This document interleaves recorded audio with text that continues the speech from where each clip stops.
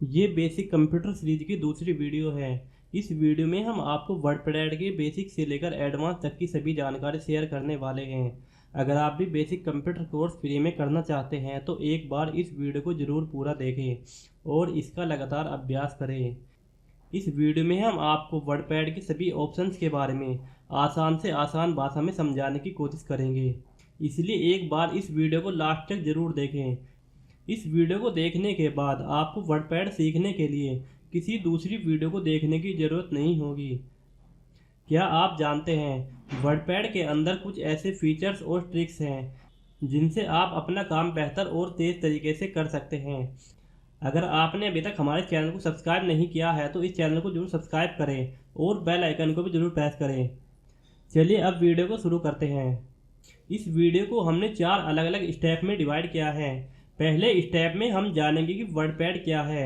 दूसरे स्टेप में हम वर्डपैड के सभी टूल और ऑप्शंस के बारे में सीखेंगे।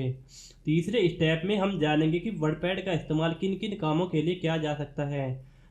फोर्थ स्टेप में हम जानेंगे कि वर्डपैड के क्या क्या फ़ायदे हैं। सबसे पहले जानते हैं कि वर्डपैड क्या है।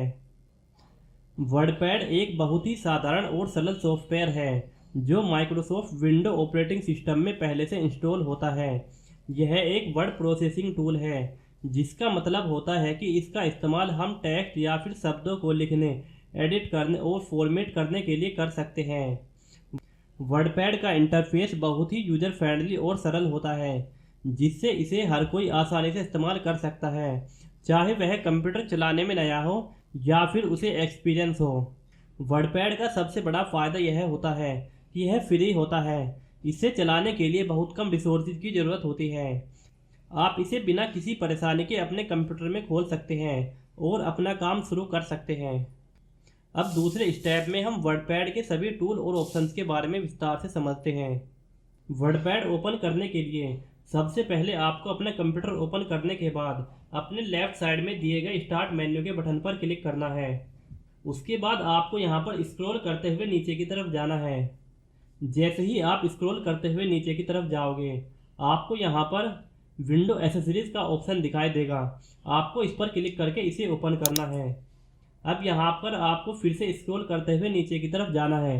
आपको फिर यहाँ पर वर्डपैड का ऑप्शन दिखाई देगा, जिसे ओपन करने के लिए आपको अपने माउस के लेफ्ट साइड में दिए गए बटन से क्लिक करके ओपन करना है।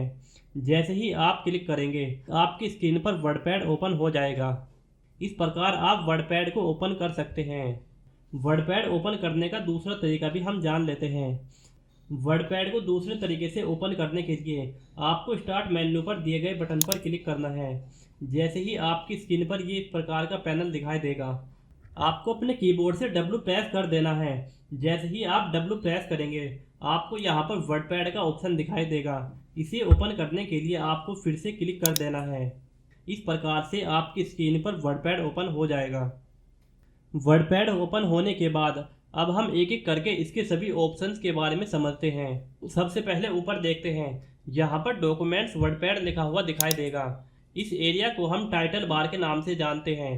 जैसे कि किसी भी फाइल का कोई नाम होता है, उस नाम से उस फाइल की पहचान की जाती है। आप भी जब कोई फाइल यहाँ पर बनाएंगे, आप उस फाइल को जैसे ही आप किसी भी नाम से सेव करेंगे, आपको वो नाम यहाँ पर दिखाई देगा। इसलिए इस एरिया को हम टाइटल बार के नाम से जानते हैं। इसके लेफ्ट साइड में आपको यहाँ पर 4 ऑप्शन दिखाई देंगे और यहाँ पर आपको एक टॉगल का बटन दिखाई देगा। इस एरिया को हम क्विक एक्सेस टूल बार के नाम से जानते हैं। क्विक एक्सेस टूल बार के बारे में हम लास्ट में बात करेंगे। अब चलते हैं फाइल होम व्यू। इस एरिया को हम मेन्यू बार के नाम से जानते हैं। अब हम एक एक करके इन सभी ऑप्शंस के बारे में समझते हैं। सबसे पहले हम होम मेन्यू बार के बारे में सीखते हैं। होम मेन्यू को अलग अलग 5 सेक्शन में डिवाइड किया गया है। Number 1 clipboard, number 2 font style, number 3 paragraph, number 4 insert, number 5 editing. इन सभी ऑप्शंस के बारे में समझने के लिए सबसे पहले आपको कुछ कंटेंट यहाँ पर कॉपी पेस्ट कर देना है। सबसे पहले हम क्लिपबोर्ड वाले सेक्शन के बारे में समझते हैं। कट कॉपी पेस्ट के बारे में हम नोटपैड वाले वीडियो में विस्तार से समझा चुके हैं। अगर आपने अभी तक हमारे उस वीडियो को नहीं देखा है तो उस वीडियो को जाकर ज़रूर देखें। अगर यहाँ पर हम कट कॉपी पेस्ट के बारे में आपको समझाएंगे तो ये वीडियो काफ़ी लंबा हो जाएगा, इसलिए आप बेहतर है आप पुराने वीडियोज को जाकर देखें और कट कॉपी पेस्ट के बारे में आप वहां पर जाकर सीख सकते हैं। उसके बाद भी अगर आपको कोई प्रॉब्लम आता है तो आप कमेंट करके पूछ सकते हैं। अब हम चलते हैं फ़ॉन्ट सेक्शन में। फ़ॉन्ट वाले सेक्शन में अलग अलग प्रकार के ऑप्शन दिए हुए हैं जिन्हें हम एक एक करके समझते हैं। सबसे यहाँ पर दिया हुआ है कैलिबरी। इसका मतलब होता है अगर आप अपने कंटेंट का स्टाइल सेलेक्ट करना चाहते हैं। इस ऑप्शन की मदद से आप अपने कंटेंट का स्टाइल चेंज कर सकते हैं। कंटेंट का स्टाइल चेंज करने के लिए आपको सबसे पहले उस कंटेंट को सेलेक्ट करना होगा। उसके बाद आप यहाँ पर आकर क्लिक करें। अब आप अपने कंटेंट का जो भी स्टाइल चेंज करना चाहते हैं उस फ़ॉन्ट स्टाइल को यहाँ से सेलेक्ट करके अपने कंटेंट का स्टाइल चेंज कर सकते हैं। जैसे आप स्क्रीन पर देख सकते हैं। जैसे ही मैं अलग अलग फ़ॉन्ट स्टाइल पर सेलेक्ट कर रहा हूँ आपका फ़ॉन्ट स्टाइल चेंज होता जा रहा है। इसी प्रकार से आप अपने कंटेंट का स्टाइल चेंज कर सकते हैं। ध्यान ये रखें आप जिस भी कंटेंट का आप स्टाइल चेंज करना चाहते हैं उस कंटेंट को पहले आपको सेलेक्ट करना होगा। उसके बाद कि आप अपने कंटेंट का स्टाइल चेंज कर पाओगे। अब चलते हैं अगले ऑप्शंस की तरफ। अगले ऑप्शंस में यहाँ पर 11 दिया हुआ है। इस ऑप्शंस की मदद से आप अपने कंटेंट के साइज़ को बढ़ा सकते हैं। अगर आपको लग रहा है कि मुझे अपना फ़ॉन्ट काफ़ी छोटा दिखाई दे रहा है तो आप अपने फ़ॉन्ट के साइज़ को बढ़ा सकते हैं। फ़ॉन्ट का साइज़ बढ़ाने के लिए सबसे पहले आपको अपने कंटेंट को सेलेक्ट करना होगा। जिस भी कंटेंट का साइज़ आप बढ़ाना चाहते हैं कंटेंट को सेलेक्ट करने के बाद यहाँ पर आकर क्लिक करें। अब आप अपने कंटेंट के साइज़ को जितना भी बढ़ाना चाहते हैं उसको यहाँ से सेलेक्ट करें। इस प्रकार से आप अपने कंटेंट के साइज़ को बढ़ा सकते हैं। कंटेंट के साइज़ को बढ़ाने का एक तरीका और यहाँ पर भी दिया हुआ है। अगर आप अपने कंटेंट के साइज़ को बढ़ाना चाहते हैं तो यहाँ पर आपको 2 ए दिखाई दे रहे होंगे।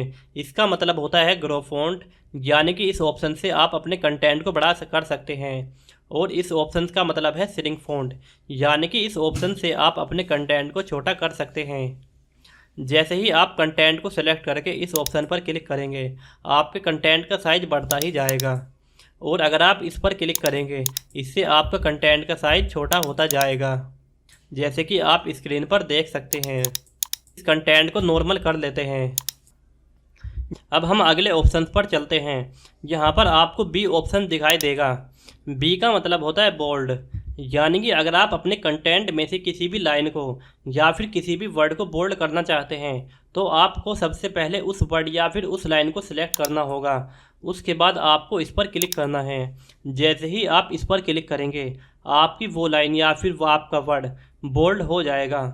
इसकी शॉर्टकट भी होती है कंट्रोल बी। आपको पहले अपने वर्ड या फिर उस लाइन को सेलेक्ट करना है जिसे आप बोल्ड करना चाहते हैं। सेलेक्ट करने के बाद अपने कीबोर्ड से कंट्रोल बी प्रेस कर दें। इस प्रकार आप अपने कंटेंट को बोल्ड कर सकते हैं। अब चलते हैं अगले ऑप्शंस के बारे में। यहाँ पर आपको आई ऑप्शन दिया हुआ है। इसका मतलब होता है इटैलिक, आई फॉर इटैलिक। इसका शॉर्टकट होता है कंट्रोल आई। अगर आप अपने कंटेंट को इटैलिक करना चाहते हैं तो सबसे पहले आपको अपने कंटेंट को सेलेक्ट करना है। उसके बाद अपने कीबोर्ड से कंट्रोल आई प्रेस कर देना है। इस प्रकार आप अपने कंटेंट या फिर वर्ड को इटैलिक कर सकते हैं। अब आगे चलते हैं यू ऑप्शन पर। यू का मतलब होता है अंडरलाइन। इसकी शॉर्टकट होती है कंट्रोल यू। यानी कि अगर आप अपने किसी भी टेक्स्ट या फिर अपने किसी भी लाइन पर अंडरलाइन करना चाहते हैं तो उस लाइन को सिलेक्ट करके इस पर ऑप्शन पर क्लिक कर दें या फिर अपने कीबोर्ड से कंट्रोल यू प्रेस कर दें। जैसे ही आप कंट्रोल यू प्रेस करेंगे आपकी सेलेक्ट की गई लाइन अंडरलाइन हो जाएगी। इस प्रकार से आप अंडरलाइन कर सकते हैं। अब आगे चलते हैं अगले ऑप्शन पर। इस ऑप्शन को हम स्ट्राइक थ्रू कहते हैं। यहाँ पर कुछ कंटेंट दिया हुआ है और उसके बीच से लाइन क्रॉस हो रही है। अगर आप भी अपने कंटेंट से इसी प्रकार की लाइन क्रॉस करना चाहते हैं तो पहले उस लाइन को सेलेक्ट करें और फिर इस ऑप्शन पर आकर क्लिक कर दें। जैसे ही आप इस लाइन पर क्लिक करेंगे आपकी सेलेक्ट की गई लाइन से एक लाइन क्रॉस होती हुई चली जाएगी। अगर आप इस लाइन को फिर से हटाना चाहते हैं तो उस लाइन को फिर से सेलेक्ट करके इसी ऑप्शन पर क्लिक कर दें। इस प्रकार से आप लाइन को लगा सकते हैं और हटा भी सकते हैं। अब इस ऑप्शन को समझते हैं। इस ऑप्शन को हम सब स्क्रिप्ट के नाम से जानते हैं। इस ऑप्शन का यूज़ करने के लिए सबसे पहले आपको टू को सेलेक्ट करना है और उसके बाद इस ऑप्शन पर क्लिक कर देना है। जैसे ही आप इस ऑप्शन पर क्लिक करेंगे ये CO2 का फॉर्मूला बन जाएगा। अब हम इसी प्रकार से अगले इस ऑप्शन को देखते हैं। सब स्क्रिप्ट ऑप्शन की शॉर्टकट होती है कंट्रोल+। आपको टू को सेलेक्ट करके अपने कीबोर्ड से कंट्रोल+ प्रेस कर देना है। इस प्रकार आप सब स्क्रिप्ट ऑप्शन का इस्तेमाल कर सकते हैं। अब आगे चलते हैं। अगला ऑप्शन है सुपर स्क्रिप्ट। सुपर स्क्रिप्ट को हम पावर की फॉर्म भी कहते हैं।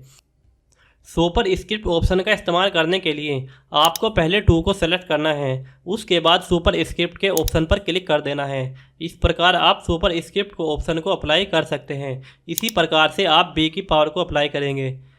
टू को सेलेक्ट करें और उसके बाद इसी ऑप्शन पर क्लिक कर दें। अगर आप दोबारा फिर से क्लिक करेंगे वे फिर से नॉर्मल कंटेंट हो जाएगा।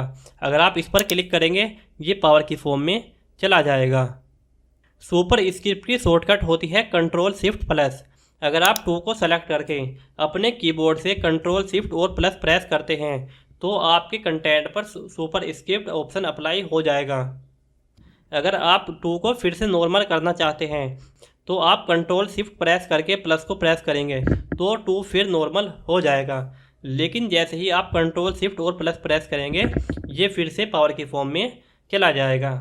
इस प्रकार से आप सब स्क्रिप्ट और सुपर स्क्रिप्ट दोनों ऑप्शंस का इस्तेमाल कर सकते हैं। अब अगला ऑप्शन है टेक्स्ट कलर, यानी कि अगर आप अपने कंटेंट या फिर किसी भी वर्ड का कलर चेंज करना चाहते हैं तो आप इस ऑप्शन का इस्तेमाल कर सकते हैं। इस ऑप्शन का इस्तेमाल करने के लिए सबसे पहले आपको उस लाइन या फिर उस वर्ड को सेलेक्ट करना होगा जिसका कलर आप चेंज करना चाहते हैं।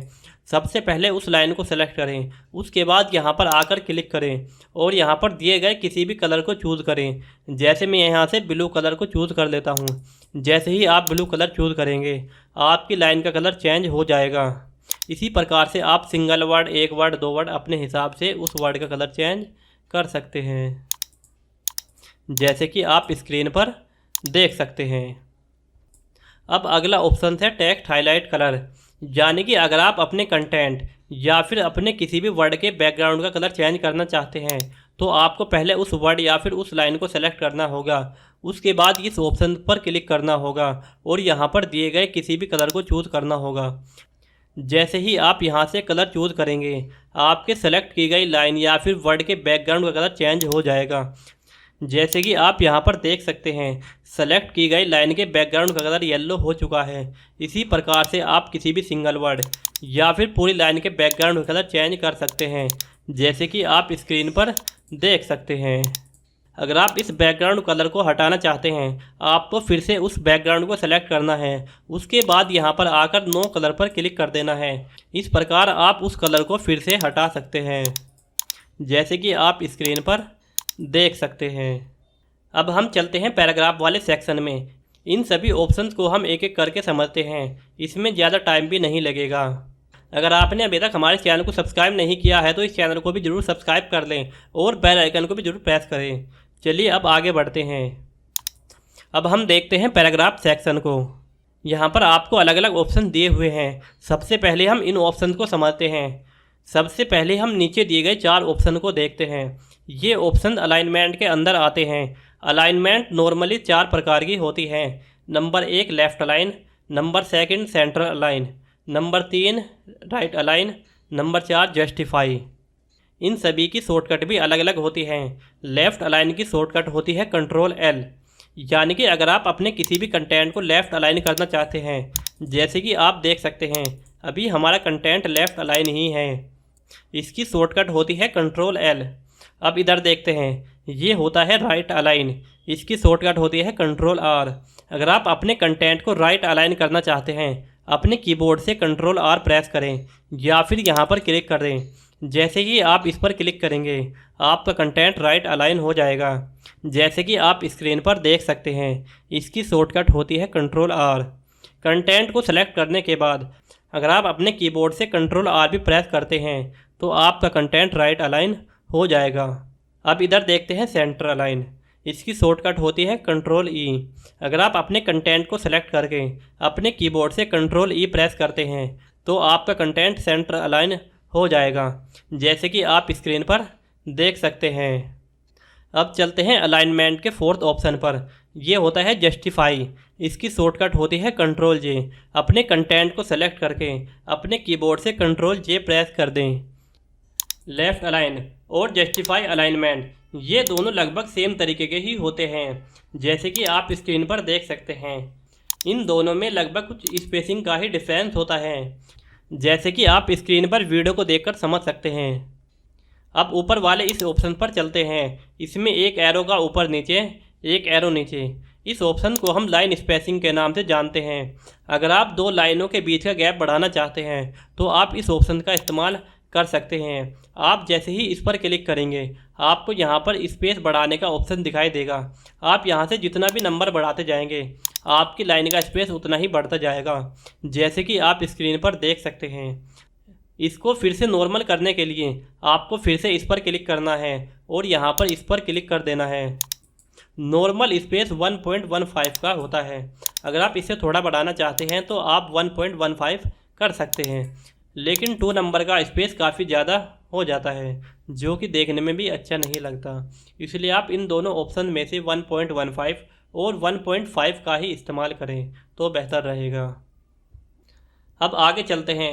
इस ऑप्शन को हम स्टार्ट ए लिस्ट या फिर बुलेट लिस्ट के नाम से जानते हैं। अगर यहाँ पर कोई किसी भी नाम की लिस्ट बना रहे हैं तो आप इस ऑप्शन का इस्तेमाल कर सकते हैं। जैसे ही आप इस पर क्लिक करेंगे आपको यहाँ पर लिस्ट के अलग अलग टाइप दिखाई देंगे। बुलेट लिस्ट में भी अलग अलग प्रकार के टाइप दिए हुए हैं। इस ऑप्शन को हम बुलेट लिस्ट, इसको नंबर लिस्ट और इसको अल्फ़ाबेट लिस्ट के नाम से जानते हैं, और इसको हम रोमन नंबर। यानी कि इन ऑप्शन में से आप जिस भी अपनी लिस्ट को जिस भी टाइप से बनाना चाहते हैं अपने उस कंटेंट को सेलेक्ट करें और यहाँ पर दिए गए लिस्ट में से किसी भी ऑप्शन पर क्लिक करें। जैसे कि यहाँ पर हमने नंबर वाले लिस्ट पर क्लिक किया है। जैसे ही आप नंबर वाले लिस्ट पर क्लिक करेंगे आप देख सकते हैं यहाँ पर आपकी लिस्ट बनने स्टार्ट हो गई है। जैसे ही आप यहाँ पर क्लिक करके एंटर प्रेस करेंगे आपके लिस्ट के नंबर उतने ही बढ़ते जाएंगे, या जैसे कि आप स्क्रीन पर देख सकते हैं। जब तक आपका कंटेंट रहेगा उसके बाद आपकी लिस्ट बनती ही चली जाएगी। अब जैसे ही आप लिस्ट पर लास्ट में जाकर क्लिक करेंगे उसके बाद आप एंटर क्लिक करेंगे, यहाँ पर उसके आगे का नंबर दिखाई देगा, लेकिन यहाँ पर कुछ कंटेंट नहीं है तो आप यहाँ पर खुद से लिख सकते हैं। लेकिन अगर आप इस लिस्ट को एंड करना चाहते हैं तो आप यहाँ पर डबल एंटर प्रेस करेंगे तो आपकी लिस्ट क्लोज हो जाएगी। उसके बाद यहाँ से सिलेक्ट करें। सेलेक्ट करने के बाद अगर आप अपने लिस्ट के टाइप को चेंज करना चाहते हैं तो लिस्ट को सेलेक्ट करके यहाँ पर किसी भी ऑप्शन पर क्लिक करेंगे। आप यहाँ से जिस भी ऑप्शन पर क्लिक करेंगे वही लिस्ट का टाइप आपको नीचे स्क्रीन पर दिखाई देगा, जैसे कि आप वीडियो में देख सकते हैं। अब हम एक करके इन दोनों ऑप्शन के बारे में समझते हैं। वैसे तो इन दोनों ऑप्शन का इस्तेमाल बहुत ही कम देखने को मिलता है। इस ऑप्शन को हम डिक्रीज इंडेंट और इस ऑप्शन को हम इंक्रीज इंडेंट के नाम से जानते हैं। इन दोनों ऑप्शन का इस्तेमाल पैराग्राफ के लिए किया जाता है।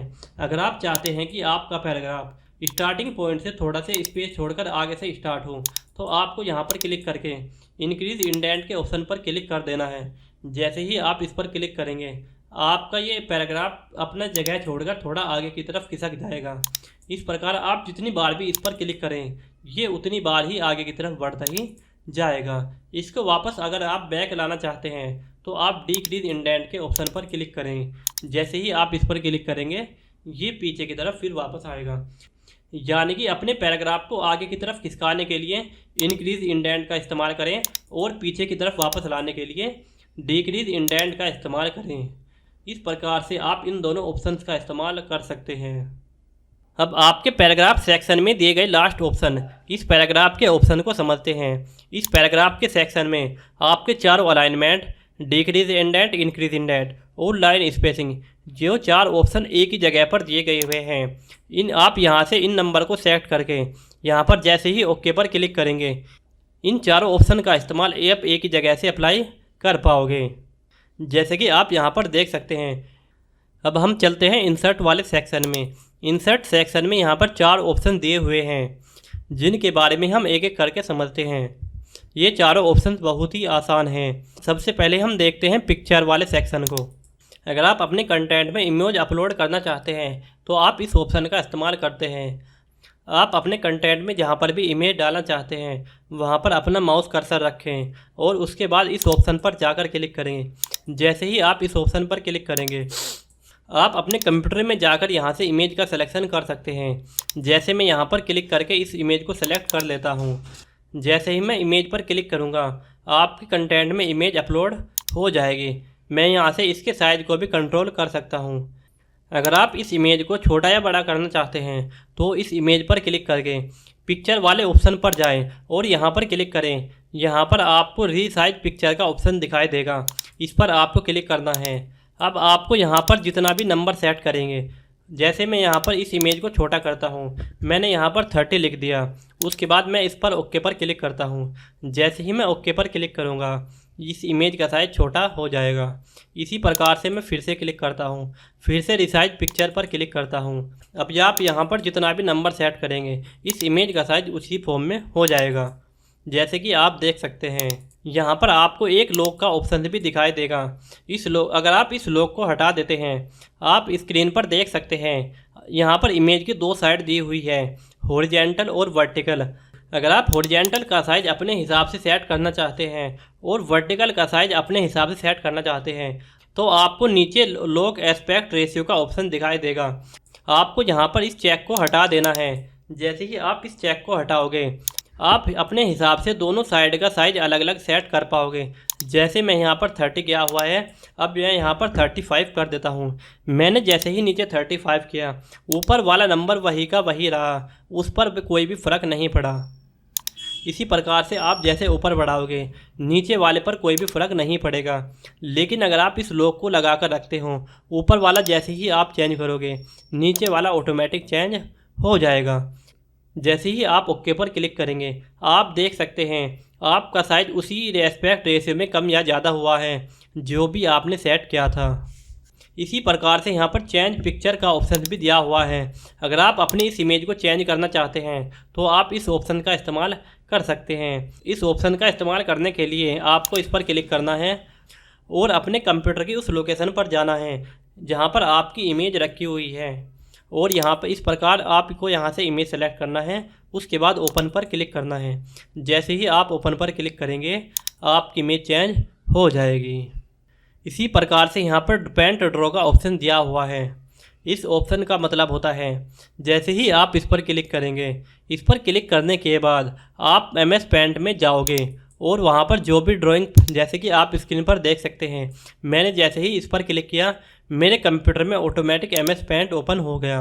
अब आप यहाँ पर जो भी इमेज या फिर जो भी शेप ड्रॉ करोगे वही शेप आपके वर्डपैड में ऑटोमेटिक चली जाएगी।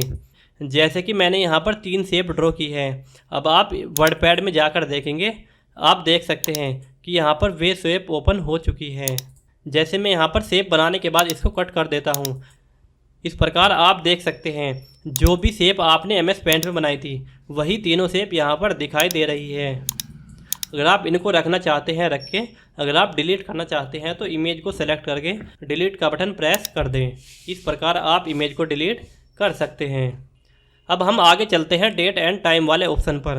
अगर आप अपने कंटेंट में डेट एंड टाइम दिखाना चाहते हैं तो इस पर क्लिक करें। जहाँ पर भी आप डेट एंड टाइम दिखाना चाहते हैं वहाँ पर अपने माउस कर्सर को रखें। उसके बाद इस ऑप्शन पर क्लिक करें। यहाँ पर आपको डेट एंड टाइम के अलग अलग स्टाइल दिखाई देंगे। आप यहाँ से डेट एंड डे का जो भी स्टाइल लेना चाहते हैं उस पर क्लिक करें और ओके बटन पर क्लिक कर दें। अब चलते हैं अगले ऑप्शन पर। अगला ऑप्शन है इंसर्ट ऑब्जेक्ट। इस ऑप्शन का इस्तेमाल वैसे तो बहुत कम किया जाता है लेकिन फिर भी हम आपको बताएंगे कि इस ऑप्शन का मतलब क्या होता है। जैसे ही आप इस ऑप्शन पर क्लिक करेंगे आपकी स्क्रीन पर एक इस प्रकार का पैनल ओपन हो जाएगा। आपको अपनी स्क्रीन पर अलग अलग सॉफ्टवेयर के नाम दिखाई देंगे। आपके कंप्यूटर में जो भी बड़े बड़े सॉफ्टवेयर मौजूद होंगे आपको वो सभी यहाँ पर दिखाई देंगे। इसका मतलब होता है कि अगर आप अपनी वर्डपैड फाइल में कोई भी ऐसी शेप या फिर कोई भी ऐसा डिज़ाइन बनाना चाहते हैं जो इन सॉफ्टवेयर में बन सकता है तो आपको यहाँ से उन सॉफ्टवेयर को सेलेक्ट करना है। उसके बाद आपको ओके पर क्लिक करना है। जैसे ही आप ओके पर क्लिक करेंगे आपकी स्क्रीन पर वही सॉफ्टवेयर ओपन हो जाएगा। अब आप उस सॉफ्टवेयर में जो भी काम करेंगे वही काम आपके वर्डपैड फाइल में ऑटोमेटिक दिखाई देगा। इस प्रकार से आप फोटोशॉप में जो भी डिज़ाइन बनाएंगे आपका वही डिज़ाइन वर्डपैड में भी दिखाई देगा। इस प्रकार से आप इन ऑप्शन का इस्तेमाल कर सकते हैं। अगर आप पावर पॉइंट में कोई भी शेप या फिर कोई भी डिज़ाइन बनाते हैं वही सेम डिज़ाइन आपके वर्डपैड में दिखाई देगा। इस प्रकार से आप इंसर्ट ऑब्जेक्ट का इस्तेमाल कर सकते हैं। वैसे इस ऑप्शन का इस्तेमाल बहुत ही कम देखने को मिलता है, इसलिए आप इसको इग्नोर ही करेंगे तो बेहतर ही रहेगा। वैसे आप चाहो तो इस्तेमाल करके देख सकते हैं। अगर आप इस ऑप्शन को और भी डिटेल में समझना चाहते हैं तो आप कमेंट करें। इस ऑप्शंस के बारे में हम अलग से एक डिटेल वीडियो भी बना सकते हैं।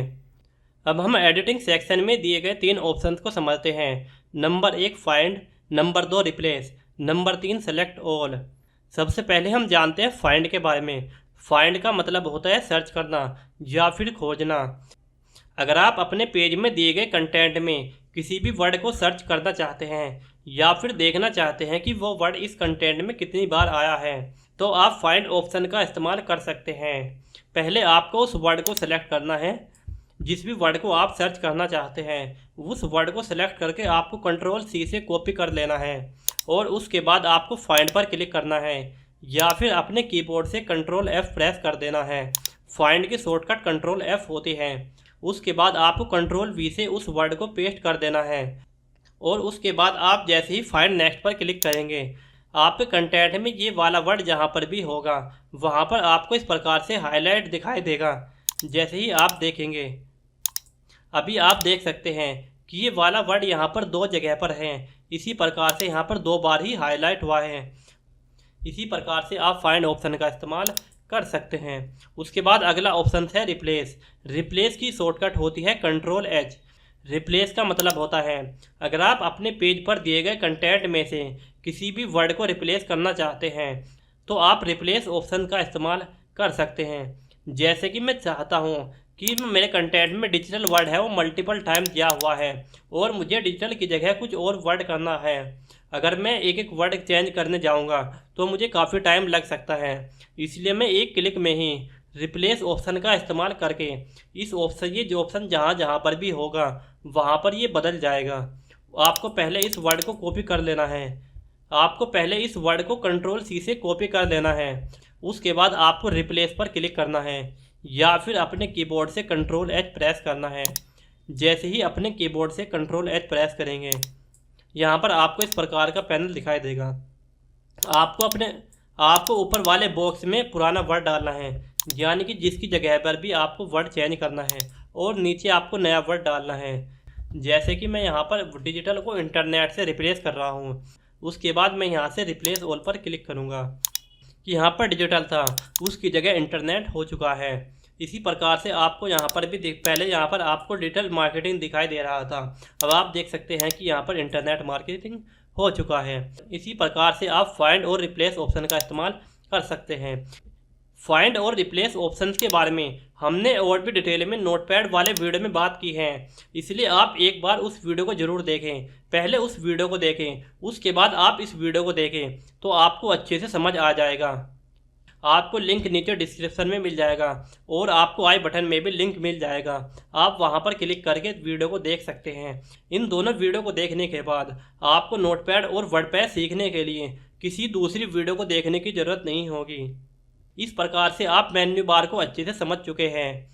अब चलते हैं व्यू मेन्यू बार में। व्यू मेन्यू बार को भी 3 अलग अलग सेक्शन में डिवाइड किया गया है। Number 1 zoom section, number 2 show और हाइड, नंबर 3 सेटिंग।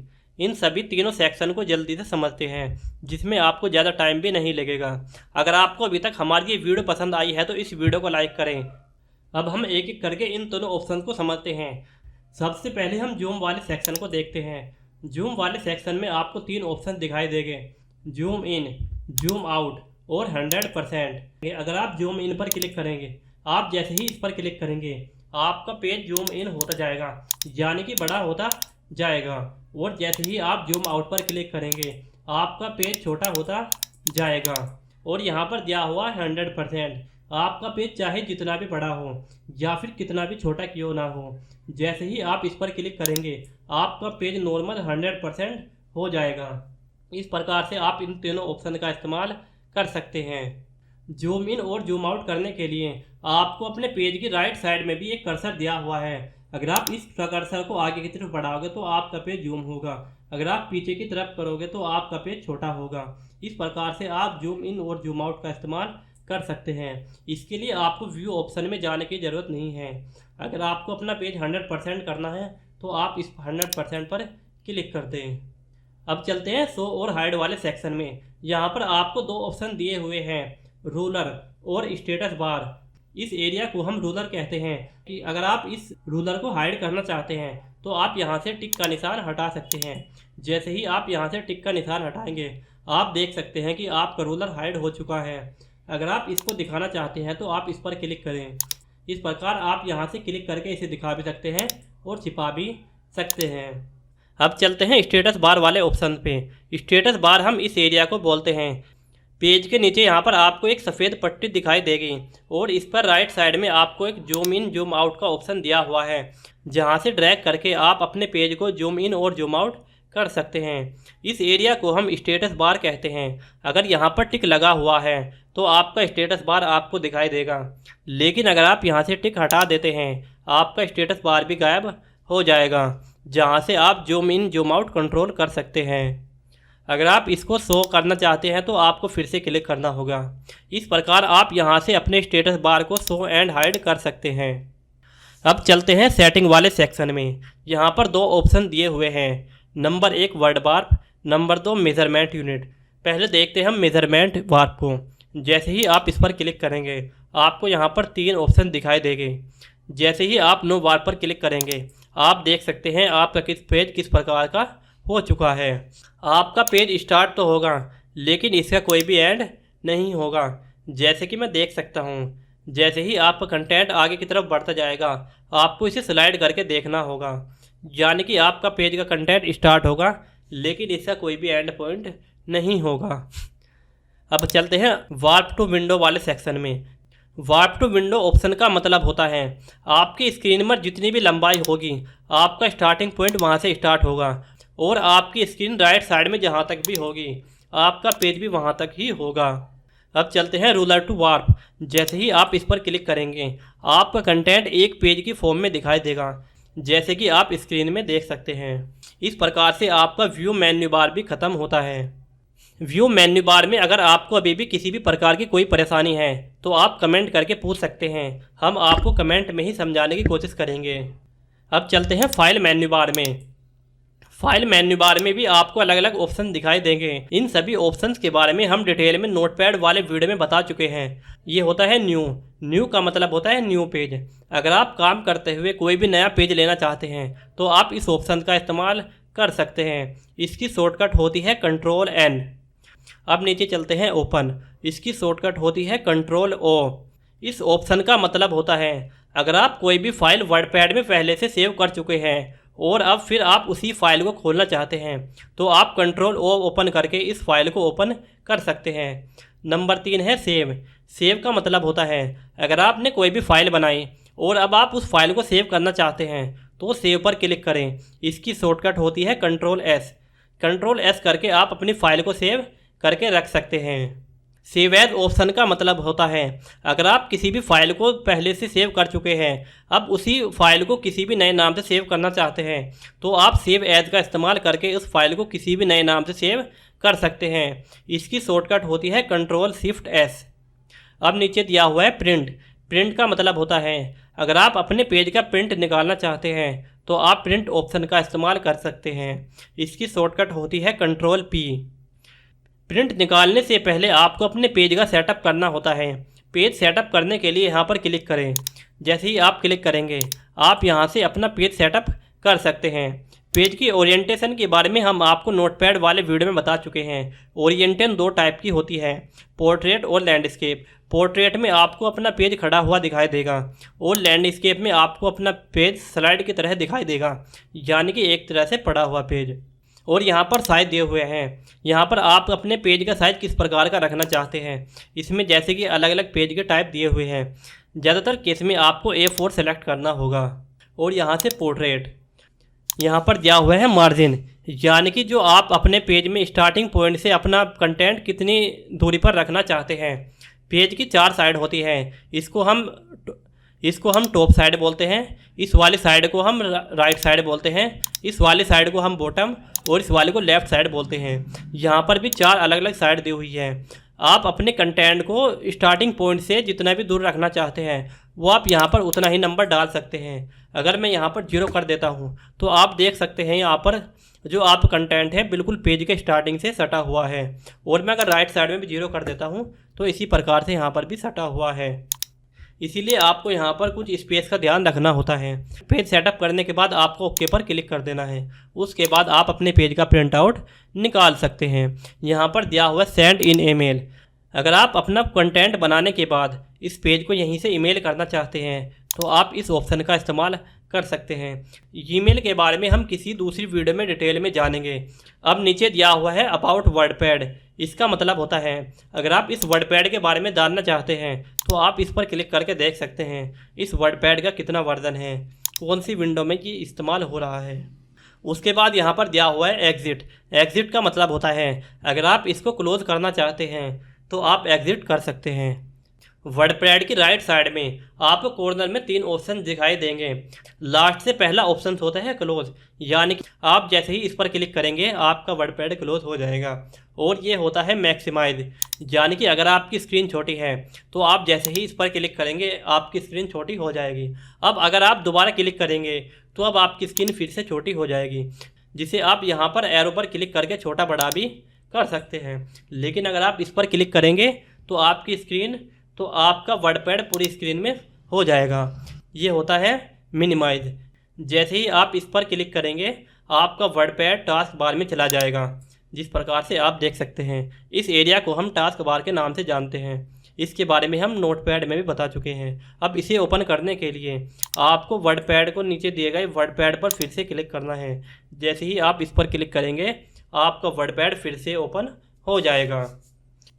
इस प्रकार मेन्यू बार में दिए गए तीनों ऑप्शंस फाइल, होम, व्यू पूरे हो चुके हैं। लेकिन अभी भी आपका एक ऑप्शन यहाँ पर बचा हुआ है जिसे हम क्विक एक्सेस टूल बार के नाम से जानते हैं। इसके बारे में हमने आपको वीडियो के स्टार्टिंग में भी बताया था। अब हम इसके बारे में भी जान लेते हैं। जैसे ही आप इस टॉगल पर क्लिक करेंगे आप यहाँ पर अलग अलग ऑप्शन देख सकते हैं। इस एरिया को हम क्विक एक्सेस टूल बार के नाम से जानते हैं। यहाँ पर आप वे ऑप्शन ऐड कर सकते हैं जिनका यूज़ आप बहुत ज़्यादा करते हैं। इन ऑप्शंस को आप ऊपर ही रख सकते हैं, जैसे कि न्यू मतलब न्यू पेज, ओपन मतलब open file, send email, quick print और प्रिंट प्रीव्यू, अंडो और रीडो। जैसे ही आप इन पर क्लिक करेंगे ये सभी ऑप्शन स्क्रीन के ऊपर ऐड हो जाएंगे।